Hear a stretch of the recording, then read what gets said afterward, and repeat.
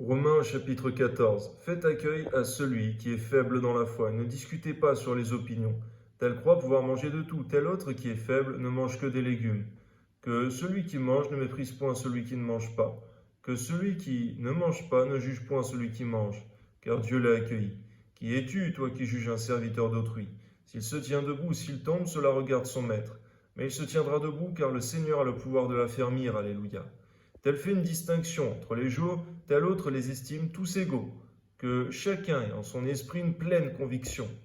Celui qui distingue entre les jours agit ainsi pour le Seigneur, et celui qui ne distingue pas entre les jours agit pour le Seigneur.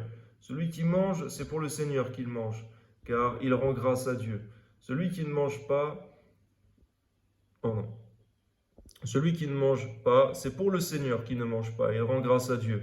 En effet, nul de nous ne vit pour lui-même, et nul ne meurt pour lui-même. Car si nous vivons pour le Seigneur. Et si nous mourrons pour le Seigneur. Soit donc que nous vivions, soit que nous mourions, nous sommes au Seigneur. Car Christ est mort, et il a repris vie, afin de dominer sur les morts et sur les vivants. Alléluia. Mais toi, pourquoi juges-tu ton frère? Ou toi, pourquoi méprises-tu ton frère?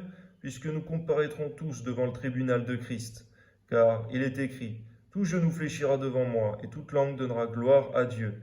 Ainsi, chacun de nous rendra compte à Dieu pour lui-même. Ne nous jugeons donc plus les uns les autres, mais pensez plutôt à ne rien faire qui soit pour votre frère une pierre d'achoppement ou une occasion de chute. Nous de penser à cela les uns pour les autres. Amen. Je sais et je suis persuadé par le Seigneur Jésus que rien n'est impur en soi, et qu'une chose n'est impure que pour celui qui la croit impure. Mais si pour un aliment ton frère est attristé, tu ne marches pas selon l'amour. Ne cause pas par ton aliment la perte de celui pour lequel Christ est mort. Que votre privilège ne soit pas un sujet de calomnie, car le royaume de Dieu, ce n'est pas le manger et le boire, mais la justice, la paix et la joie par le Saint-Esprit.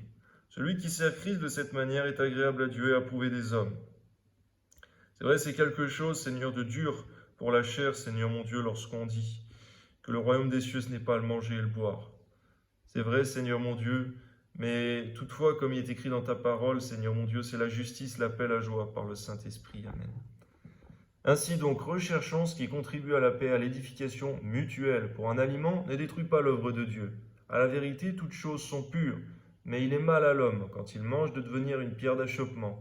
Il est bien de ne pas manger de viande et de ne pas boire de vin, et de s'abstenir de ce qui peut être pour ton frère une occasion de chute, de scandale ou de faiblesse.